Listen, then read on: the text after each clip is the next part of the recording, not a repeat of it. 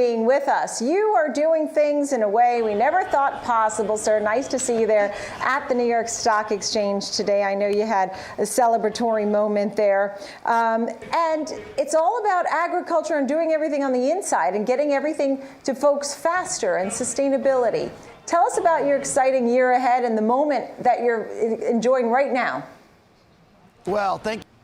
Yeah, without a doubt. So this is, a breakthrough and just a concept, right? We always thought things were grown on land, use lots of water, and this is completely different. And so today, December 3rd, you and your company rang the opening bell to commemorate your listing there. So it really is an exciting time. Tell me about sustainability and why it's so important. And I don't know what it costs you, but you're using less land.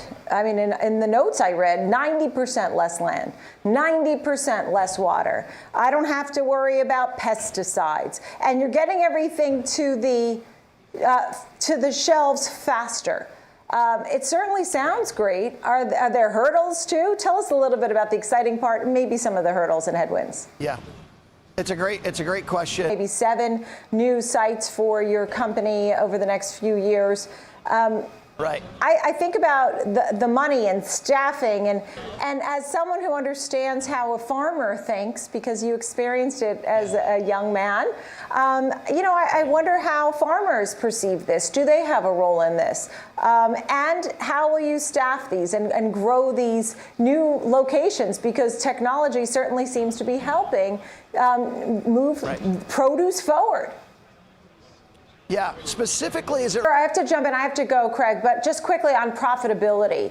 Where does this all land on the books? So we are gross margin positive in our first facility. We're looking at corporate profitability end of 23. It's great to see you, and congratulations. Love the New York Stock Exchange there. Congratulations. Craig Hulbert, CEO of Local Bounty. Yeah, and you'll come back and give us some updates. Thank you. Definitely will. Thank you so much. Still ahead. At CFRA Research. I know you just did extensive research on building materials, new homes, what will happen in 2022. And it certainly seems like you've got some optimism throughout this report. Tell us about it. Yeah. Hi, Nicole. Thanks for having me. So, when we're looking at residential. Yeah, I know you have a lot of names here, and I see Sherwin-Williams with the plus, right? You have positive or negative implications after this extensive report and research, and Sherwin-Williams is in the positive implications category. And you have most of these names are all going to be positively affected. I want to hear about some of the specific names that really are grabbing you most, coupled with the fact that, I'll give you some stats that I'm sure you've been talking about, is that everybody's saying everybody's going to be priced out of the housing market. You know what? You can't buy $1 million house because it's $1 million. Then you're finding people aren't just not buying, they're just going to go and buy a $500,000 house that they can afford. So they're not dumping out and not buying. The other thing that I'm also hearing is that now the mortgage forbearance is ending. And unlike the mortgage housing crisis that we had, people have a lot of equity in their home.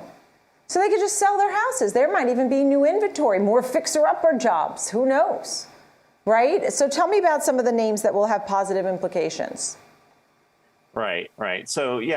Okay, so while they may have some positive implications, those aren't your buys. Your buys were Carrier, CAR, Fortune, FBHS, Masco, and Owens, MAS and OC. Those are the buys pretty much? Correct. Yeah, understood. It's so great to see you. Richard Wolf, thank you so much of CFRA. Great research report. I feel like I want to memorize it and read it 4 more times. There's a lot of information in there about people's behavior and what they're looking for most as they wait forever for appliances and such. Thank you. Nice to see you, sir. Thanks. Have a great weekend.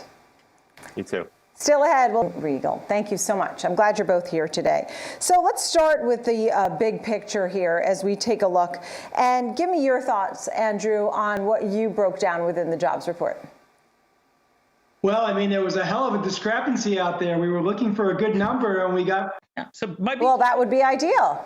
We'll take that. We would love that. I mean, the 61.8, right, which just came in, as you said, is slightly higher than the prior month. But pre-COVID, just so people get a feel of what you're really talking about when you say 63, in February of 2020, we were at 63.3%. So you're right on the money with that. You know, other things like the unemployment rate, right, dipped down to 4.2%. Pre-COVID, pre-pandemic in February, we're at 3.5%. So let's see if we can get down there. I mean, these 4.2% numbers for the unemployment certainly seems like the best bet here so far. Andrew, your thoughts?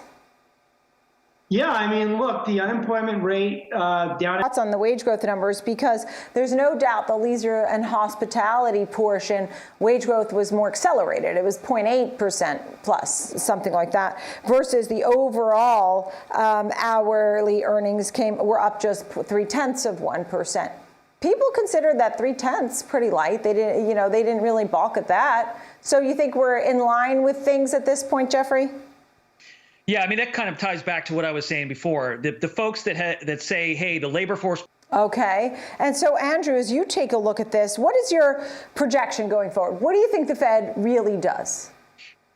I don't think that the Fed Really does?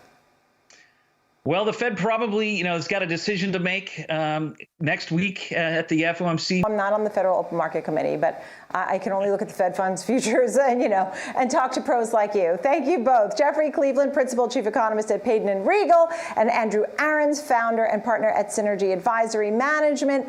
Thank you both very, very much. Have a beautiful weekend.